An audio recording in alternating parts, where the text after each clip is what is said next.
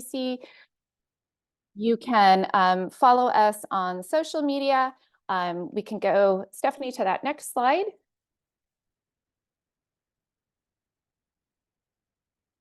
We have a blog. We're always interested in folks who want to write for the blog. This is a way for teachers to connect with each other through our literacy network. And then we have some upcoming events. So let's go to the next slide. We've got workshops. If ERWC is new to you, if you are in the state of California and you would like to attend a workshop, the professional learning is free. You can go to our website. This is the ERWC online community. You see the link there. If you just search ERWC online community, you'll find our site, and that's where you'll find the free registration for the in-person and the virtual professional learning that we offer. And then on the next slide, you're going to see our webinar coming up after Tricia's. In April, we are hosting Carol Jago, who is going to be talking about flexing students' reading muscles. We also have recordings on our website of past webinars. Antero Garcia did an amazing webinar in January. That recording is available. There's also one by Mark Watkins on AI from the fall series that you might want to check out. And then the last update, we'll go to the next slide. We are hosting our annual literacy conference in 2 locations again this year. Northern California is going to be June 17th at the Hilton Arden West in Sacramento. Southern California is June 25th in Pomona. And our keynote speaker is Trevor Alio. He's going to be talking on multiliteracies and transfer of learning. So if you've got questions about ERWC, please feel free to post in the chat. But now to our main event. So I know Tricia is going to say more about her background and her current instructional context. I first came across Tricia's work several years ago when I was a new lurker on Twitter and trying to get recommendations for poetry, for young adult novels, for my courses. And I came across Disrupt Text. And if you have not been following the hashtag Disrupt Text, please do. It was utterly transformative for me, gave me not only the text and the writers that I was looking for, but also the frameworks and the pedagogical skills to really take not only a culturally and linguistically responsive approach to teaching, but one that is also culturally and linguistically sustaining. And this has been, for me, the most important new learning I think I've experienced in my career. Tricia is currently an administrator. She is an author. She is a former AP English language teacher, a super lovely human being as well. Her new book, I strongly encourage you to check out. It is fabulous. It is Get Free. Anti-bias literacy instruction for stronger readers, writers, and thinkers. And I have to say, I'm finding it so helpful, concrete, substantive, and important. Her work has truly been consequential in the best way in our profession. So yay, Tricia, thank you so much for being here. And we'll turn things over to you. And I left out that you're from Philadelphia. So if you want to fill folks in, that's important too.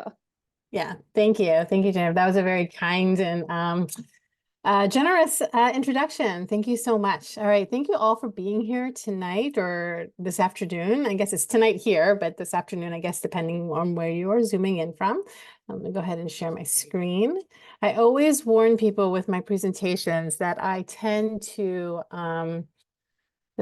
plan 3 times as much material. As a teacher, I was always an over planner, which meant that I was like practically planning my lesson, thinking that I could get so much done in 43 minutes. And then what I'd really been doing is planning for the entire week and just didn't know it. So you'll have to, I'll keep monitoring time, but I'm trying to give you a sort of like bits and pieces from the book that Jennifer mentioned that I just published last fall with Corwin.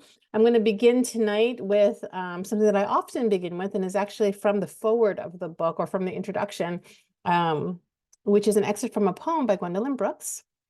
And I share this because I think that it's a good way to ground the work that we do as educators and as human beings in the world. So the part of the poem that really always rings true for me is this: we are each other's harvest, we are each other's business, we are each other's magnitude and bond, by Gwendolyn Brooks. All right, so I also want to say that please use the Q&A if you like to ask some questions, but I also don't mind a active chat. So if there are things that, if that's how you learn and you want to, add things into the chat, please do, and I'll try to take a look every once in a while. But tonight we are really going to take a look at this idea of getting free and what that means. And you can see the cover of my book there, and I have lots to say about it, but what I'll say is that much of my identity is embedded in this book, and I think much of our work as educators is embedded in our classroom practices, and how our classroom practices are informed by the many complex and beautiful identities that we have, some of which we're acutely aware of and some that we're not. And so part of getting free is being able to free ourselves of the ways in which we're not aware of how our experiences might inform our practices. And I'll talk a little bit more about that. But again, thank you for being here. I start always with gratitude, as you saw in that Gwendolyn Brooks poem. I have gratitude for my former students, gratitude for students I teach now. So I saw in the chat or the Q&A, many of you, some of you are first grade teachers, some of you are third grade teachers, some of you are high school teachers. I'm very happy to say that I've taught the whole span, even though I'm an administrator right now. I taught high school English for 20 years, and that actually in the background was my classroom in one of the last few years just before pandemic. And then as you can see in the latest picture, you can see that I have little 4-year-olds in there with me, because I became a pre-K to 8. I started working at pre-K to 8 school, where I am currently a director of diversity, equity, and inclusion, but I also still teach. I push into classrooms and also teach a 7th and 8th grade class each week. So I am not too far from students. I also want to share gratitude for the people and my colleagues across the nation who have made me a better teacher, have really pushed me to be who I am. That includes the Disrupt Text team. It includes all the people that I work with through an institute that I do. And all of my colleagues everywhere that I've met through conferences like NCTE. Gratitude for my parents. This is a picture of them from their honeymoon. I'll talk a little bit more about them in a little bit, but also gratitude then for my own family, as you can see there in that picture. I bring all of these experiences when I walk into a room, when I walk into a space. I am not here today without all the people who have made me who I am, and all the million little and big things that had to happen to bring me to this moment where I'm presenting across the country to educators who decide to take some time to learn a little bit from me. So thank you so much. All right. So when we think about anti-bias literacy instruction, I think we first start with, what do we mean by defining and identifying bias? And when we define and identify bias in this little section, we'll start with ourselves. And that's really where we have to start. I love this quote by Parker J. Palmer. I actually read his book, The Courage to Teach, many, many years ago in my pre-service years. And this is what he says about identity: that identity is an evolving nexus where all the forces that constitute my life converge in the mystery of self. My genetic makeup, the nature of the man and woman who gave me life, the culture in which I was raised, people who have sustained me, and people who have done me harm, the good and ill I have done to others and to myself, the experience of love and suffering, and much, much more, right? That we are this beautiful mystery of self. And I really want to make sure that we have such a gift as educators when we're in classrooms with young people, whether they're 6 years old, 8 years old, or 17 years old. We're messy human beings, and we get to be on this journey with each other and like try to figure things out. And it can be surprising, it can be frustrating, but it is always beautiful. Right? In the midst of that complex field, identity is a moving intersection of the inner and outer forces that make me who I am. converging in the irreducible mystery of being human. So again, the first quote that I started with was from Gwendolyn Brooks' poem, grounding ourselves in community, and then thinking about now our individual identities, but how our identities are this push and pull of inner and outer forces, and how all of this converge to make us who we are. So here again are my parents. This was on their honeymoon. And my family is from the Philippines. You can see the very cool bell bottoms that my parents are wearing. Here's a picture of me and my brother with my parents when we got to go to the Philippines at one time. And this is a picture of the house where my mom grew up. And these three little people right here, this was taken in 2019, just before the pandemic, because we were able to go to the Philippines. And these young people right here are my own children. I share this with you because part of my identity, something that's very important to me, something if you do read the book, you'll see, is, my culture and my heritage and my background. And I think I feel it, the place where I feel it most, ironically, is a place I've only been to 3 times in my entire life. And it's this house. I've only visited this house 3 times, when I was in kindergarten, when I was 18 years old, and then again with my own children. And when I walk in that space and my feet touch these, tiles here, and I just breathe in this air and I wipe the sweat off my brow because it's always hot in the Philippines, I feel connected to that place in a way that I don't think I quite feel anywhere else my whole life. And again, the irony is I've only been there 3 times my whole life. And that makes me curious, right? And it makes me think about, like, why is that? And what is that place for our students, right? I was very fortunate that on this trip in 2019 that my parents also got to go. So you can see them in the background there, to introduce my children to the place where their grandparents grew up and the place where my mom grew up with her 8 brothers and sisters in this home. And I think a lot as someone who's really, you're going to see the connection I'm going to make in a moment. If you've seen me present before, you may be familiar with the story, or if you've read any of the book, but you're going to see the connection between, I promise, this and this, which is this idea that I had been a quote unquote canon lover. And if you teach high school especially, you are very familiar with the canon, this idea of these texts that are considered classics, right? And one of those classics that I fell in love with when I was in high school was Charlotte Bronte's Jane Eyre, right? And when we read, we have to think about the question, well, why do certain texts resonate? Sometimes when we ask kids, why do you love that book, or why do you like that book? They might say they like the characters, or they liked the plots, or something else. But I want us to think about the ways in which our identities and experiences are informing that response, whether it's a love of a particular book, character, or plot, or whether it's, and especially maybe sometimes when it's, I don't like that, right? When we feel a distance from something. So I loved Jane Eyre growing up, and there were many reasons why, and it checked a lot of boxes. It was a widely known classic. It's in the AP English curriculum. I very much identify with the protagonist. Now, I did not grow up in, England, and I did not grow up in the 1800s in England, obviously. But this book was a mirror in a lot of ways. I'll talk about how it was a mirror for me. This idea of the conflict between reason and passion, which is, if you've read Jane Eyre, is one of the main themes.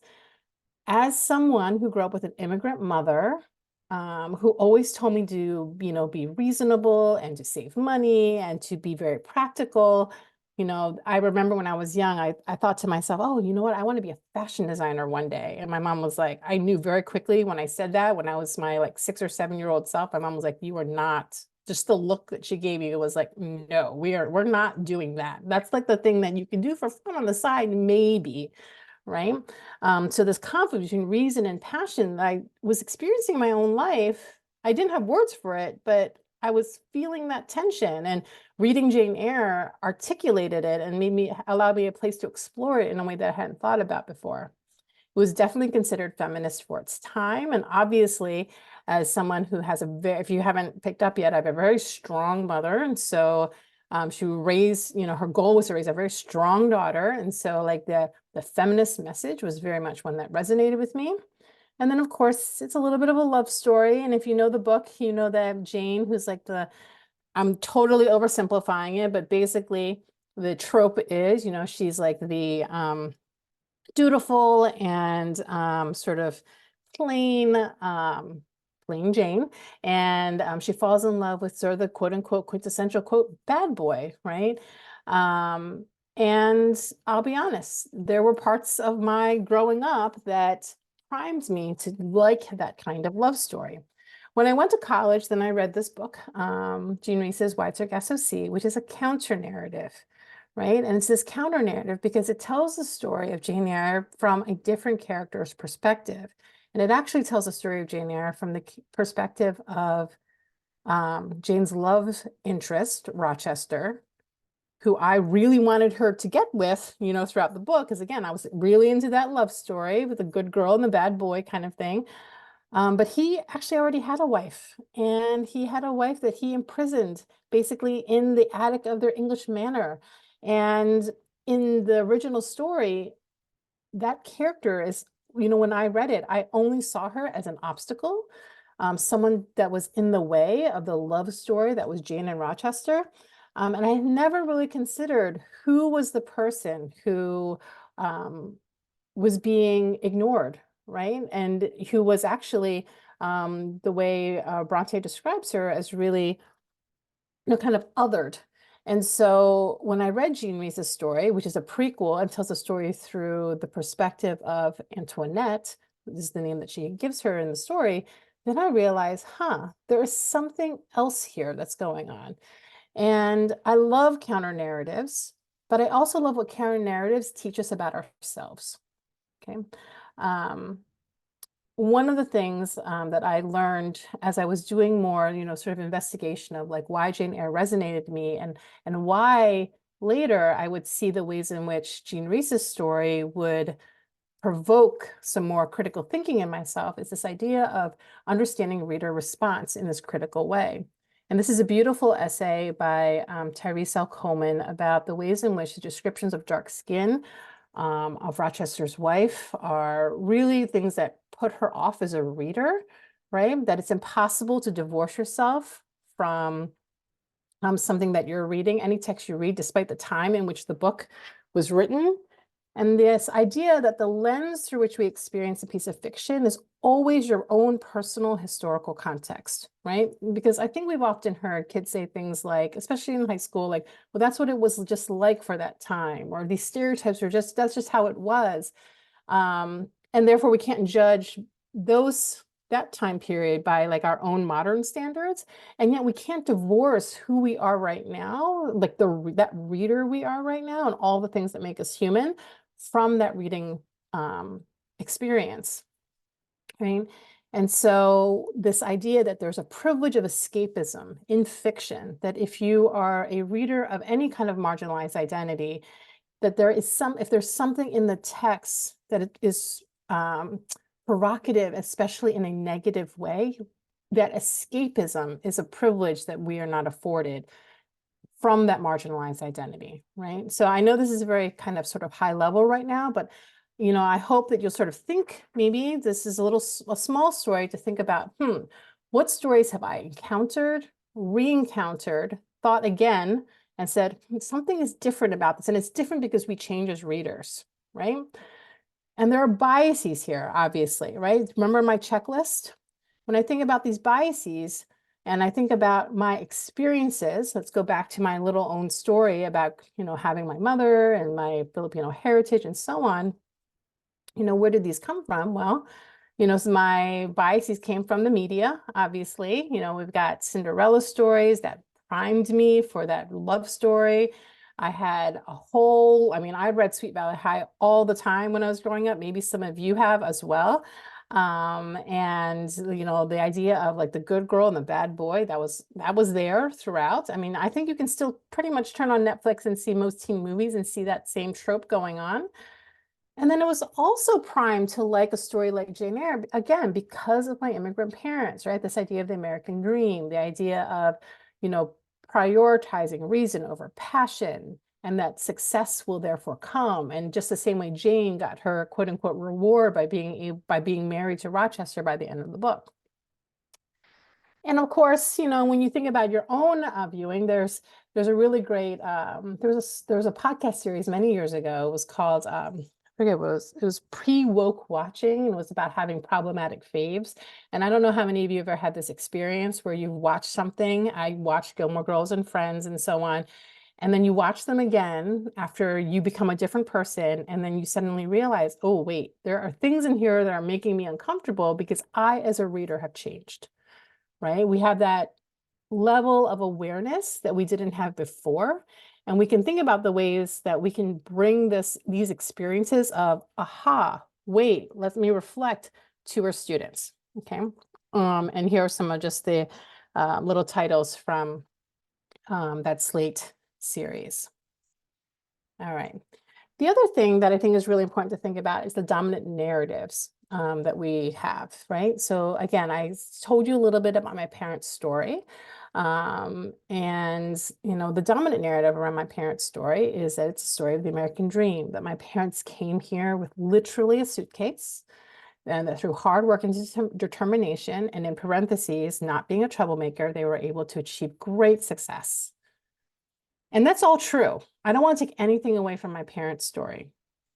But the more complete narrative is the fact that my parents both came to the United States with college degrees. Oh, and by the way, their college degrees were in engineering. So they had college degrees in two fields where there was a labor shortage in the United States. They also spoke English because of the history of imperialism of the United States in the Philippines. You know, many Filipino schools teach English as the official language in the schools. And so they were English-speaking immigrants. They also had family connections. My mom came with a suitcase, but she also came and was welcomed by cousins she had that were already here because they too came to the United States because of a labor shortage of nurses that the US was looking for at the time, right? And they also were able to come to the United States because of a change in US immigration policy. Because in 1965, the US Immigration and Nationality Act allowed more people, more immigration from other parts of the world, including Asia, right? If not for that act in 1965, 10 years prior to my parents coming here, they might not have been able to come here. In fact, some of my parents, my mom's siblings, were not able to come to the US, even though she petitioned them to come. So they ended up actually in Australia. So the more complete narrative is that even though my parents worked really hard, they did also have some advantages. So the dominant narrative on the left is a story of individual success, right? This is the American dream story. But the more complete narrative on the right is a story about community and systems. And I'm going to get to, and thank you for your patience, what does this mean for us as educators? And I've told this story about my life and my parents and sort of the unlearning and relearning and the more complete narrative learning that I've had to do. And I share this as just a very quick model of what it's like to really think through the way you've been socialized and how we're telling the story of who we are as people. And this is only one little part. There's a great TED Talk, and I'll offer it here so that you can go find it later, called Dream, How Did I End Up Here? Dream Teams and Tailwinds by Bob McKinnon. And one of the things, we're not going to watch it, but one of the things he talks about is when you're on a plane and you're seated on the plane, as you can see here, you're seated in the plane and you're going forward, there's this idea of the headwinds, the things that are slowing you down. We tend to see the things that are slowing us down. But we forget that, as you can see on the right, that the other thing that's helping the plane move forward, aside from the engine, which you could consider the hard work of the plane, right, are all the tailwinds, the things that are pushing the plane forward. That's why sometimes when you travel from one coast to the other, your flight is like half an hour longer or shorter, depending on which direction that you're going. We tend to not see the tailwinds, right? The tailwinds are the things that, you know, that my parents, that more complete narrative part, right? The dominant narrative is like, we tend to see the obstacles, right? And we have this negativity bias, like, oh, if I ask you, how was your day today? That many people would say immediately, like, go to perhaps to the negative thing that happened, right? But if we look behind us, we can see that there were actually lots of things that made our day not as terrible as that it actually could have been, right? And we miss those things, and actually things that helped us along our way, right? And so these, when we think about the dominant narrative and the complete narrative, we can think about stories, right? The ones we tell about ourselves, the ones we inherit, the ones that we pass on, the ones that we tell about others, including our students, their families, and our colleagues, right? What's the dominant narrative that we often are focused on, that we're seeing, that are sometimes in our way, obstacles? But how can we open it up to think about a more complete narrative? And if we can do this storytelling for ourselves, then we can think about how we can model it for students and have them practice it as a way of seeing the world. All right. And so when we think about the dominant narrative and the more complete narrative, we have what gets in the way of getting free, and then what empowers us towards freedom. And a question that I'd have you consider is to think about, how are you storying your life? What's the story that you're telling yourself about how you came to be where you are right now? How do you tell that story to your students? How do you tell that story to your colleagues? How does that story inform the way you think about schooling and education? In my experience, teachers have generally come to school because, or they've come to be teachers, in two general buckets. I'm not saying that this applies to everyone, but one bucket is like, we had a very positive experience in school, or at least positive enough that we're willing to become teachers and spend more time in school, right? And then there's also people who maybe had a slightly negative experience, but believe in education and want to change it, right? And there's some mishmash and combination of both, because I think actually both of those things apply to me, right? But how are we telling that story? How are we being someone who's reflective in front of our kids, right? How are we showing our kids not just a way of thinking, but a way of being in the world? This is a moment, and I know there's going to be a recording of this, where I'd offer you to, turn and talk, or to pause and write about what's familiar, what's new, what's affirming or challenging the things that I've said so far or that I've shared. And I'd invite you, if not now, just for time's sake, but just maybe you can jot down a couple of things for yourself, but we will have an interactive part a little bit later. But just, take a moment. And again, if you watch the recording, this will be a good place to pause. Or if you're watching the recording in future time, you could pause here. All right. The framework that I think is really important in thinking about anti-bias education is a framework of liberatory consciousness by Dr. Barbara J. Love.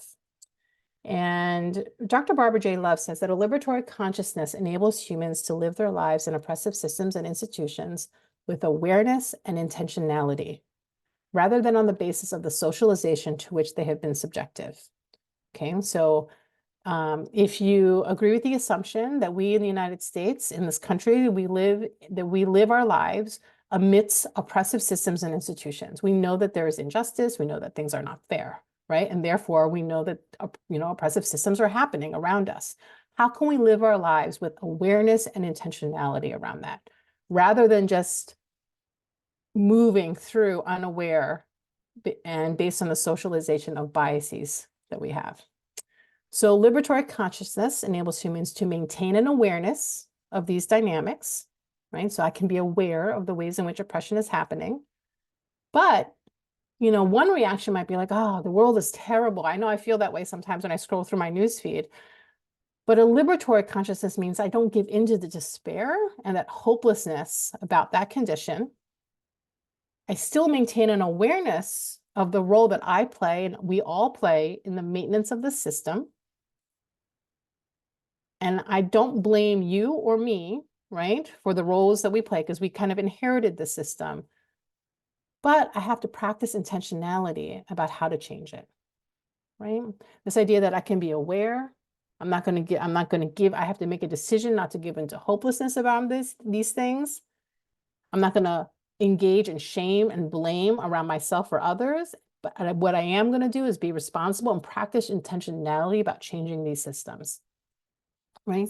So liberatory consciousness enables us to live outside these patterns. I can see the patterns. It's like if you know the movie The Matrix, or if you know the allegory of the cave, Plato's allegory of the cave, how can we see what's happening and understand we can live outside that matrix, right? And help us to understand how we can make different decisions. Later, you can scan that QR code and you'll be able to read Dr. Barbara J. Love's original essay on this, her scholarship.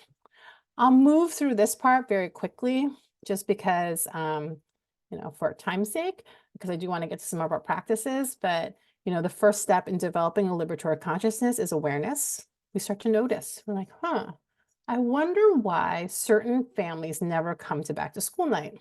Is there any pattern to which parents are coming and not coming? Or I notice that some students are not turning in their homework. Is there any pattern to this? What makes some students, what are the conditions in which students are able to turn in their homework or not? Or I'm starting to become aware that I'm calling on the same students, or the same students feel empowered to speak while others stay silent. Noticing is the first step, right? Then the next step is to analyze, and then to start to ask questions. So what's going on here? And not to give into the whole well, that's just how it is, right? Like if I have certain students who are always doing well on the types of quizzes that I give, or if I notice that some students are really excelling during our writing workshop time, okay. Not to say, well, I guess to stop and question, well, why aren't all students? Is there any pattern, or what makes some students different or similar to others, right? Start to ask questions around it. What's the range of possibilities here? And by becoming aware and then analyzing, then I can start to take action, right? Then I can say all right, how can I take action? And taking action would be for my own self in my classroom, or to group, come together with a colleague and say, have you noticed this too? What do you think we can do to make sure that the books that we're reading are engaging 100% of our students instead of just the 5 that keep raising their hands, right? So how can we think about these things? And then also, how can we think about the systems in place in our school too, right? Stepping in, speaking up at faculty meetings when we notice things, there's a discrepancy or inequities that are happening. And then the fourth part of the liberatory consciousness framework is this accountability and allyship, right? That, even as we're becoming aware and analyzing and taking action, that we're doing it in community, right? Back to Gwendolyn Brooks from the beginning of this webinar, right? This idea that we have to be in community with others who can tell us when we're missing something, right? Who can show us a way or a perspective we haven't seen. All right. So when we develop a liberatory consciousness and anti-bias instruction, we think about the ways in which it's really hard work, because again, we're messy, we're complicated. Our identities, experiences, and biases inform who we are, how we are in relationship to each other, and what and how we teach. Dominant narratives, like the dominant narrative that I shared with you about my family and my story and how I had been storying my life around the American dream, that's a form of bias, right? The story I'm telling myself is a form of bias. And if I'm going to try to develop a liberatory consciousness, I have to think outside the way that bias has formed patterns and thoughts of behavior based on my socialization, right? So how can we teach outside and against our biases? So we're going to do a really quick exercise. So it's, I know those of you who are if you got a pen and paper in your hand or something, we do a really quick exercise, and it works really well if you just take a moment. You could be multitasking right now, I know, but just take a moment and I want you to pay attention to what's going to happen next. I'm going to give you 3 questions. Some of you may have done this before if you see me present this before, but just even if you've done this before, actually, you'll still notice the same effect happening. I'm going to give you 3 questions, and they're math-related questions. So even though I'm going to give you a little word problem, so there is reading in here, but I want you to see what happens when you come up with an answer. Ready? Here's the first question. A bat and a ball cost $1.10. The bat costs $1 more than the ball. How much does the ball cost? Now, think about the first answer that came to your mind. You can just jot that down on Post-it or something. Just the first answer that came to your mind. If you're brave and want to put it in the chat, you can go ahead and do that. Next question. If it takes 5 machines, 5 minutes to make 5 widgets, how long would it take 100 machines to make 100 widgets? Okay, again, first answer that comes to mind. You can feel your brain giving you an answer. And the third question, in a lake, there's a patch of lily pads. Every day, the patch doubles in size. If it takes 48 days for the patch to cover the entire lake, how long would it take for the patch to cover half of the lake? 48 days to cover the entire lake. How long for it to cover half the lake? First answer that comes to mind. Okay, so I've done these questions with my own students, older students, as young, actually as old as 7th grade. 7th grade and older, I've done these, you have to be able to do a little bit of math, right? And this is an exercise that I do to teach about how our brains function and how bias works. So many of you may have answered 10 cents for the first question, and you would be wrong. You'd be with the 90% of people who also said 10 cents, but you'd be wrong.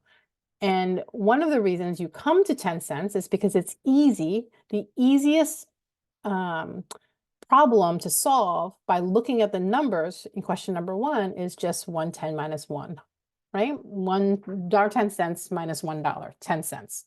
The answer is actually 5 cents. For number 2, you might have been inclined to say, your brain might have told you to say 100, right? Because it's 555, and then it's 100 machines, 100 widgets. Well, it will take 100 minutes, but that's not true. The rate stays the same, so it would actually still take 5 minutes, but your brain may have wanted you to say 100. And I've done this a lot of times, so I'm going to guess if you did, sit and do the problems, that you could probably feel your brain trying to give you that answer. And then the lake, the most common answer here is 24 days, right? Because you think, okay, half, and you see 48, and half of 48 is 24. So then you're like, oh, well, it must be just like 24, but actually it would be the day before, because the day before it would only have been half the number of lily pads. So 3 different questions, and I know they're math related questions and they give us a headache and such, but they do go to show you how your brain is trying to give you an answer. And if I asked you to compare your answers with others, some of you might have gotten the right answer after you talked with one another because you slowed down.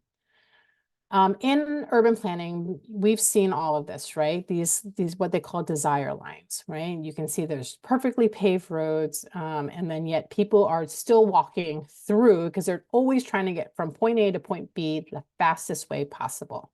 And that's what your brain just did. Your brain just tried to get there as fast as possible. And that's because our brain really has one system of thinking that is fast, automatic, associative, unconscious, and very error prone. Those 3 questions, if you were like 90% of people, you got those all wrong if you just went with your first answer, the answer your brain was trying to give you. System 2 is our rational thinking brain.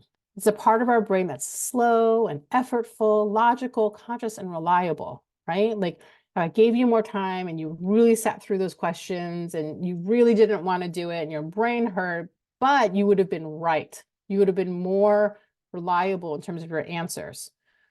Most of our brain likes to do the system 1. Like 95% of the time, we're acting in system 1. 5% of the time, we're acting in system 2.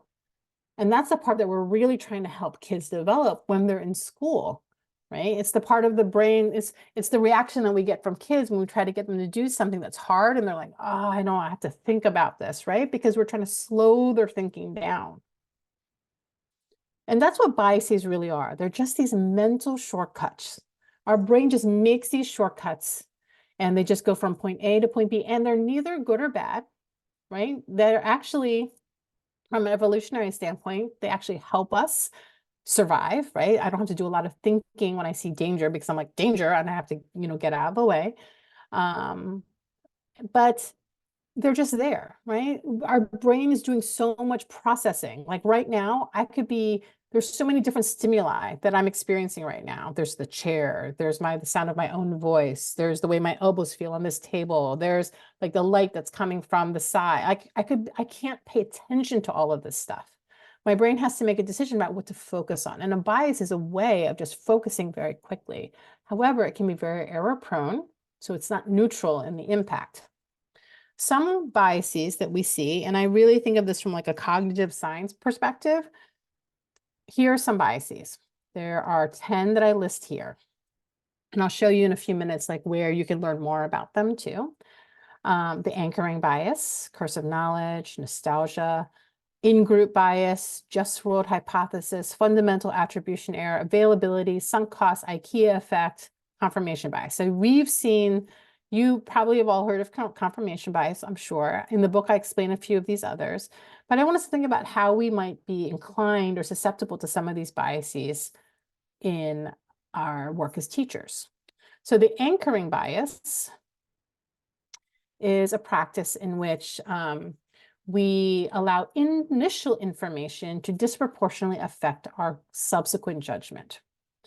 So I started to notice that in the beginning of the school year, teachers and, as a secondary teacher, I would share my class roster with teachers who taught the grade before me.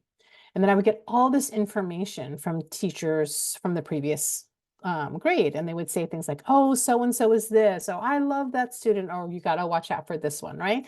I was downloading all this information, these judgments from previous teachers about students, and all with good intention, right? Trying to like kind of help me figure out like who to watch out for, who not to. And yet at the same time, like I wonder how much of a disservice that does and how much that actually biases us ourselves against or for certain students, right? When you think about September and the beginning of a school year, it's a fresh start for me as a teacher, and it should always be a fresh start for our students, right? And so there are times when our judgment of students might rely too heavily on these first impressions, especially ones that come from colleagues that we might trust, right? Or from like, we used to do these summer reading tests where we would like, test kids to make sure that they read the summer reading, and then they might score a low score for no, well, actually, who knows what the reason might be, right? But then we might form an initial judgment based on that, and then we're now anchored to that judgment, right? And so the things that we can do about it is we can limit that kind of information, right? And we can also create learning experiences, especially early as we are forming opinions about students, that allow us to see them from an asset lens rather through that deficit lens. Like that idea of that assessment in the beginning of the school year, how might we look at it how might we rethink that so that this anchoring bias is not getting in the way of subsequent judgments about students? This is the website that I actually have used with my students, and I would encourage you to just even do it for yourself. Even if you're a teacher of younger people, like, our youngest learners, there you can see is the anchoring bias. And I think if I click this, I think you're still seeing the screen. You can see here, there's anchoring, there's curse of knowledge. Curse of knowledge is this idea that once you start to understand something, you presume it's obvious to everyone else. That happened to me as a teacher too. Like when I first started teaching, my first students were brilliant, and they were brilliant. Of course they were brilliant. But also everything they were telling me about the books we were reading was new because I had never taught that book before. So every opinion they had, every insight they had was like amazing and wonderful. But then over the years, I started to give into this kind of like thinking where students would sort of be repeating things that previous students have said. So nothing felt sort of new to me.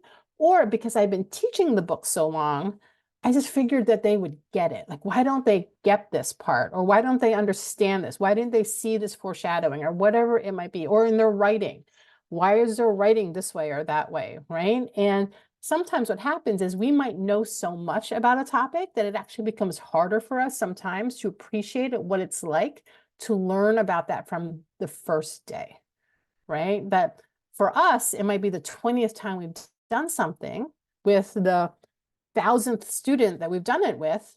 But for the student who's sitting in front of us, this is for them novel learning. It's the first time they're learning something. And we have to try to think about how our own knowledge might actually be getting in the way of us being able to appreciate what it's like to learn something for the first time.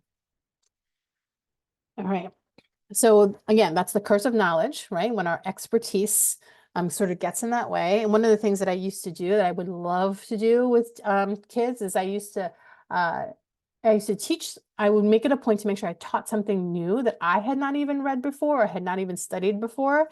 I would get a recommendation from a trusted colleague and I would sit side by side with kids and learn it together. And I'd be very transparent that that's what I was doing, because that put us on I don't want to say a playing field, but that put us on a co-learning stance mode rather than me being the person who's the authority in the room, right? We could learn together. You could workshop your writing with kids, new writing, right?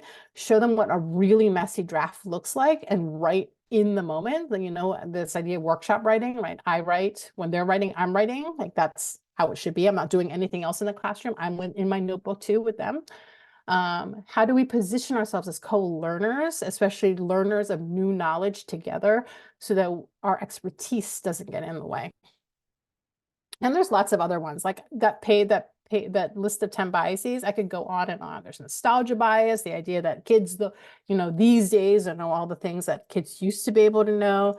There's, obviously the confirmation bias. What are our prejudices and biases we have about students based on previous experiences, and how do we focus on data that just confirms that bias that we have, and so on. So I would encourage you to go to that website and just kind of think through what the bias is, and then how does it affect your teaching?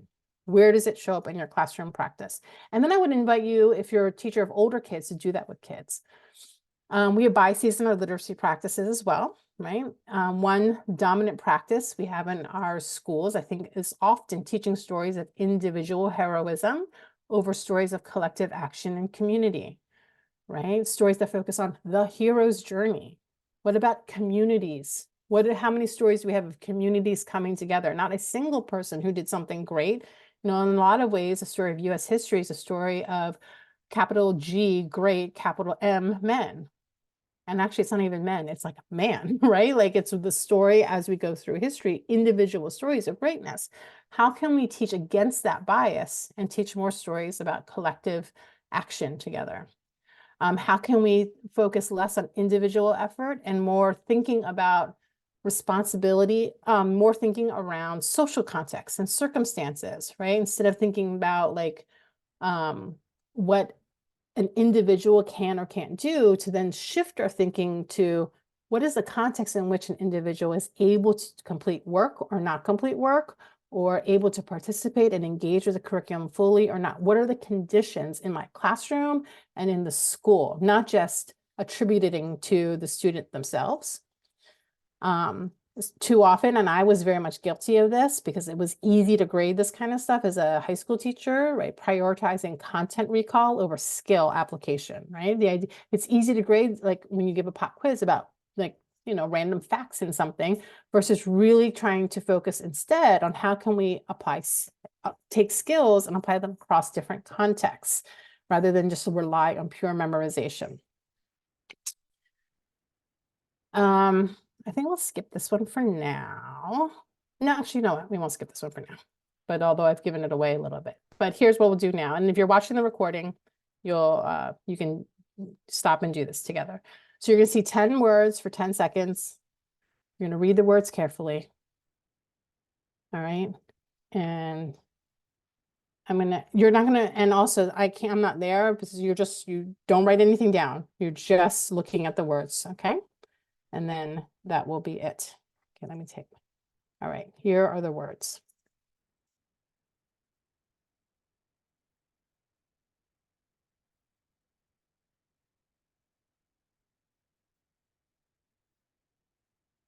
All right. So here were the words. This is sort of messed up because my slide, but here are the words here on the left.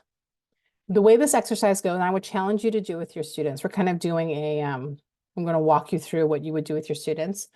You can see the words here: slumber, dream, bed, nap, blanket, pillow, night, pajamas, snooze, stars. I ask students, and I've done this with adult learners, like, what are the words that are there? And then, everyone will write down the words and they'll say like, okay, what words do you think were on the list? And everyone comes together with, comes up with their individual list. I've never done this exercise where someone hasn't also put the word sleep on their list, because all of these have to do with sleep, right? And then everyone will, oh, someone in the room, if not multiple people, will always have the word sleep on their list. And then I ask them, okay, compare your list to the person next to you. And then together, see if you can come up with all 10, because people usually can't remember unless they have a photographic memory. They can't remember all 10. So then they rely on their partner. What words did you remember? Or here are the words that I remember. So if you're partnered up with someone who has sleep on the word sleep on their list, then like, oh yeah, that's right. That should be on the list too. So now you both have that word on your list, right? And then when I reveal to students or any group that I'm doing this with what the original 10 words are, people are always shocked. There's always a few people who are really surprised that the word sleep is not on the list, right? They're convinced, and in fact, I've been in arguments with students who are like, that was definitely on the list. And I have to like show them the slides back and show them it was not on the list. Like they feel like they can remember seeing it there. And you can see here that what our brain was doing, it was drawing a conclusion based on association, right? Like our brain was doing the same thing with those 3 little math problems, those word puzzles earlier, right? It was doing the easy thinking, right? All our neurons and the information processing model, all these things were going on, happening in our brain, and we become convinced that we see something that wasn't really there, right? And so we can ask ourselves, well, what does this kind of exercise have to do with what I'm doing in the classroom? And one thing we can think about is how many decisions do we make as teachers in 10 seconds or less? Give you 10 seconds to look at those words and then come to a decision about what words were on that list. And invariably, when I'm in the room with adult learners, they almost always say something is there that is not. And then they convince the person sitting next to them, someone who has that word sleep on there, they convince that person that the word was there too. And if we extrapolate and use this as a metaphor for what we might be doing in the classroom, think about how many misjudgments and the room for bias that we can have in those daily small interactions with kids over and over and over again, right? All right, so we'll go through here. We'll pause here. Okay, so we have these biases, and so what can we do? All right. So one thing we can do is we can just slow down, right? Remember back to this model, we can just slow down our thinking a bit. One thing that I have done in our class, in our school, one thing not I have done, but we've done in our school is have this bias checklist, right? Remember that sleep, this like 10-second like judgments that we make. So if we see a student who's, let's say, what we might be inclined to jump to the conclusion that the student is misbehaving, we might slow down first and ask, well, are other kids engaging in the same behavior, or do I seem to be picking on this one student, right? So we can slow down our thinking and ask ourselves this question. Do I have all the information? Can I ask for details before addressing the behavior and assuming that it's negative? Can I assess the impact of acting publicly in the moment versus addressing this concern later, right? Should I say something now? Is that just going to make things worse? What is my role in the situation? Is this a problem that's worth taking up time for right now, right? So having this sort of little bias checklist, because it's those interpersonal connections, those 10-second moments that can make or break a relationship with the student, and making or breaking a relationship with the student has everything to do with their ability to learn, to read, to write, to be in our classroom. Then the other thing that we can do with in terms of anti-bias education is also identify, right? That's that, there's a typo. It's that awareness part that Barbara Love says, Dr. Barbara Love says, right? We can identify and analyze the dominant narrative or practices.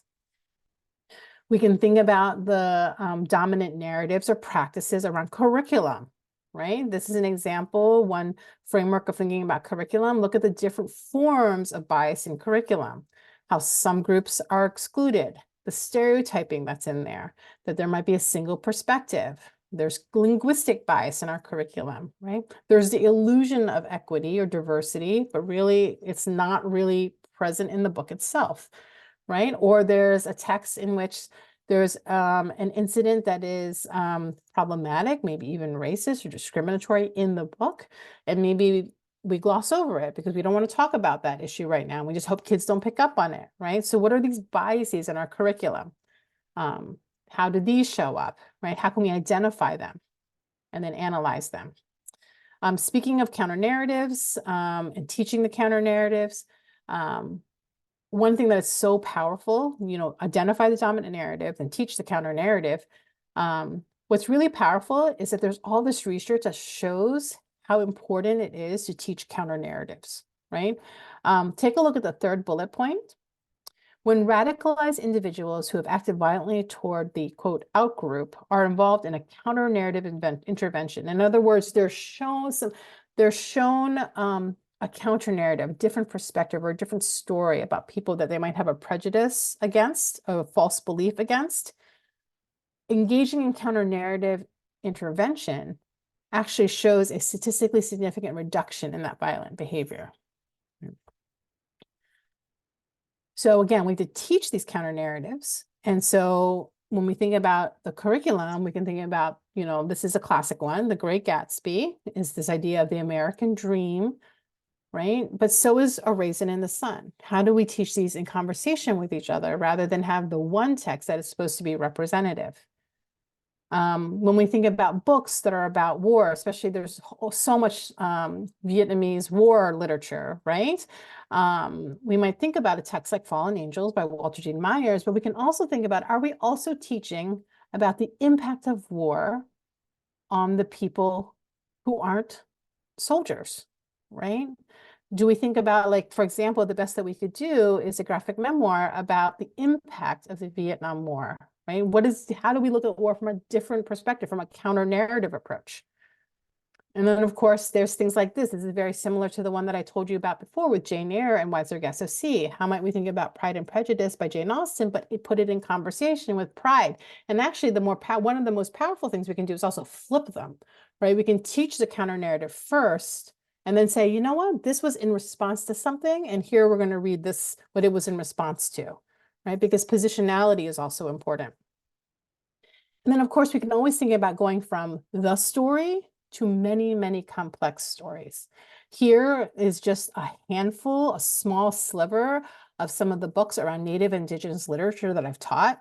I mean, as someone who knows that our time in the classroom and with curriculum is limited, I know that I only have to teach like this one book, right? So then we end up having like the one book about Native and Indigenous people, the one book about the African American experience, and so on. But how can we purposefully put many diverse stories about different groups of people in conversation with each other so students cannot stereotype? So it becomes impossible for them to say that all blank group are like this, because they are given too many complex stories to be able to draw that conclusion. And then, of course, we can practice intentional and very critical perspective taking, and we have to normalize that. How can we help kids engage in first, second, and third draft thinking? How can we help kids think about their prior knowledge, think about the biases they already have, right? How can we help kids, you've all seen anticipation guides, but how can we use these anticipation guides to help kids track their thinking over time? Not just do it at the beginning, but have them track their thinking over time to see that, oh, wait, my perspective is changing because I'm a different person and I'm getting more information. Right? So here are just some examples, and because you'll have the recording, you can go back and see them, but how can we help kids intentionally take different perspectives and then see how they might, go into four corners or do the spectrum activity? I talk about this again in the book, but this idea of like constantly asking ourselves, like, how does my perspective change when I'm giving new information about myself for others? We can go from thinking about the traditional KWL to what I know, what I think I know, what I don't know, practicing that critical humility. And we'll stop. I know we're about time, so we'll just take one last pause. If you're watching this in the future or doing a replay, you can pause now to think about what's familiar, new, affirming, or challenging.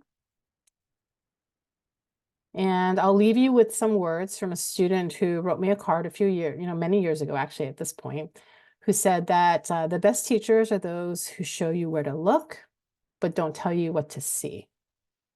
Right? And so how can we help kids really think about the ways in which we might show them, look at all of this.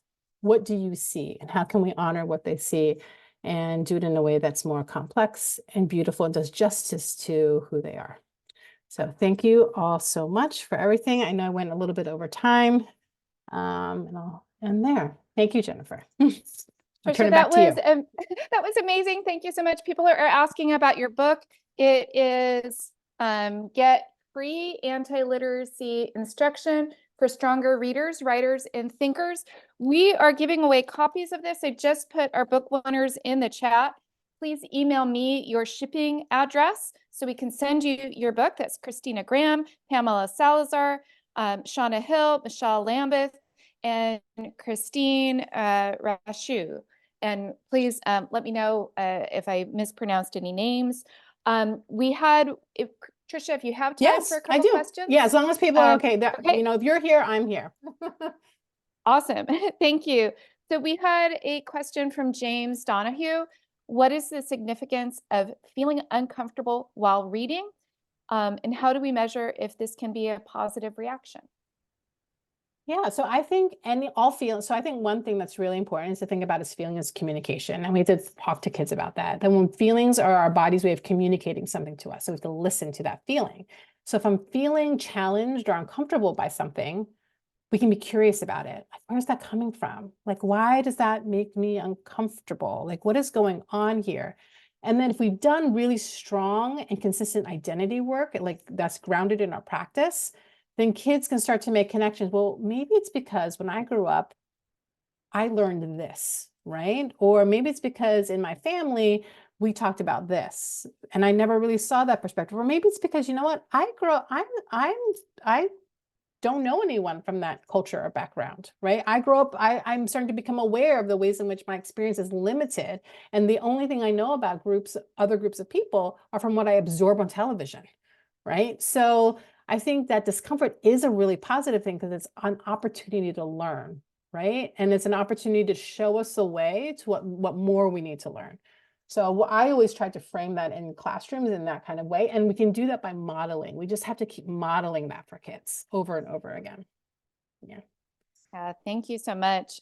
We talk a lot about productive struggle in ERWC, and I think about the value of disruption and agitation rhetoric and the ways in which, sometimes not starting with baby steps, but like just diving right into that struggle where you have to contend with feeling like this is disorienting, like this is not what I know, but that's often the way out to the other side. So thank you for that. And I've got a question.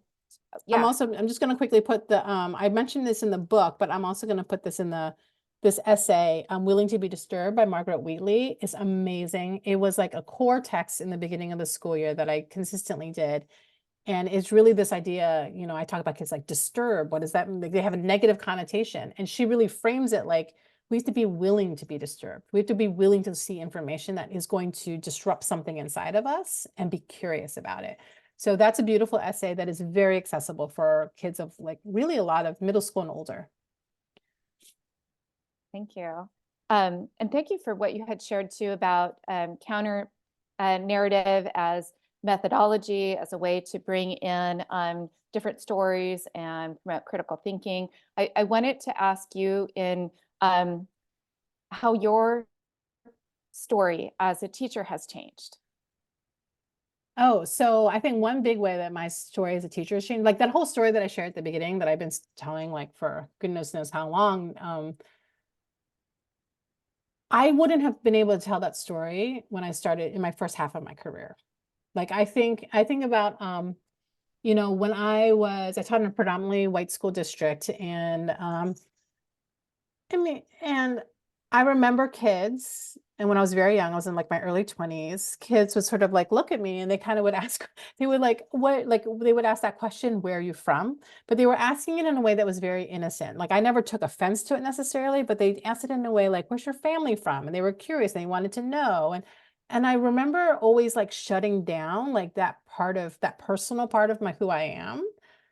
And I think back now to like the students that I had back then who, let's say, shared an identity with me, like Asian American students who were in the classroom, who maybe saw a teacher who wasn't comfortable talking about that part of their identity, right? And then I think about the students that I had later in my career, and I had like a couple, I ended up forming this little Asian American like women's girls like writing group. They asked me to like make this little writing group. And I remember one of my students who said to me, like, it's just really great seeing someone who, is Asian American, but who's so like interested in like justice and is really active because my family doesn't think that way, like, and I think about how like she saw that because she saw how I was more comfortable and more confident in being in my own like body and skin and my own history, and I could do that.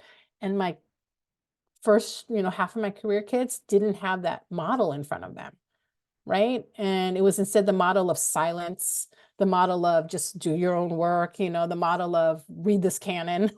And so it really became in the second half of my career, let's be different, like, and sharing that journey with them. So I think that's definitely a way that my teaching has changed. And it sounds like it helped your students imagine other possibilities for Yep, themselves. exactly. Yeah, Yeah, cool. yeah. Um, any other questions for Tricia? I'm checking the Q&A and the chat. I'm not seeing anything except for lots of Yeah. gratitude and praise. This was amazing. I'll also just quickly mention that there's a study guide for the book that is coming out. I'm reading the draft of it, and it's going to be published and available digitally. So if anyone is reading the book and then wants to or reading it with others, there's a study guide that's going to be available. And there are study guides on the Disrupt Text website Yes. as well, Mm-hmm. including for novels like Patron Saints of Nothing. So super Oh cool yeah. materials there. Mm-hmm. Okay.